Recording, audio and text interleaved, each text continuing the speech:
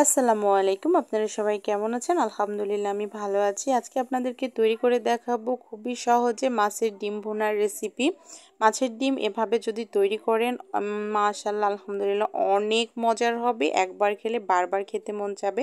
আমি এখানে মাছের ডিম নিয়েছি। মাছের ডিমগুলো ছোট ছোট করে কেটে নিয়েছি।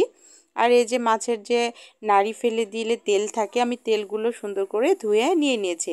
এখন আমি রান্নায় চলে যাচ্ছি। আমি প্যানে তেল দিয়ে দিচ্ছি আমি এখানে আস্ত জিরা ফোড়ন দিয়ে দিচ্ছি, পেঁয়াজ কুচি। মাছের ডিম রান্না করার সময় অবশ্যই একটু পেঁয়াজের পরিমাণটা বেশি দিতে হবে। পেঁয়াজের পরিমাণটা বেশি দিলে ডিমের ভুনাটা খেতে ভালো লাগে। আমি এটা যেহেতু কাঁচামরিচেই রান্না করব শুধু, এজন্য আমি একটু বেশি করে দিয়ে দিচ্ছি কাঁচামরিচ। দিয়ে দিচ্ছি আমি 1 চা চামচ আদা রসুন বাটা, 1 চা চামচ ভর্তি করে দিয়ে দেব আমি হলুদের গুঁড়া, দিয়ে দেব আমি জিরা ধনিয়ার গুঁড়া, সামান্য একটু দিয়ে দিচ্ছি আমি মরিচের গুঁড়া জাস্ট শুধু কালারের জন্য, দিয়ে দেব আমি স্বাদ মতো লবণ। দিয়ে আমি মশলাগুলো সুন্দর করে কষিয়ে নেব।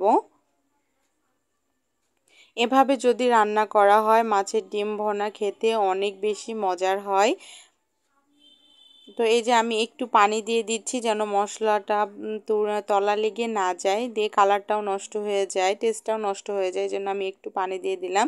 দিয়ে আমি আবারও কষিয়ে নেব সুন্দর করে। যখন আমার কষানো হয়ে যাবে তখন আমি পানি দিয়ে দেব।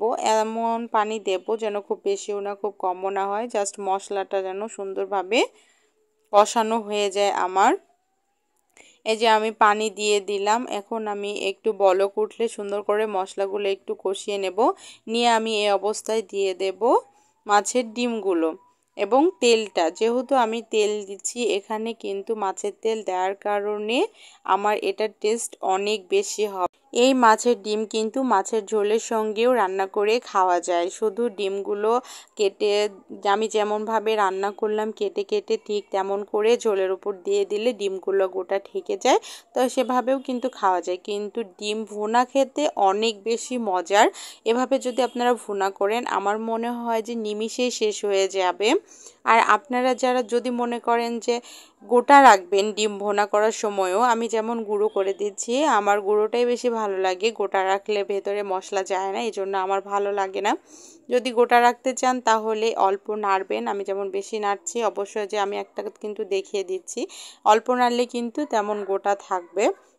তো আমার মিডিয়াম টু লো ফ্লেমে চুলার হিটটা রাখতে হবে।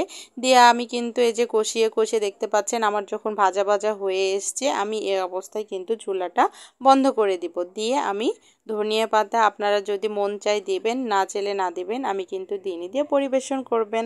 আল্লাহ হাফেজ।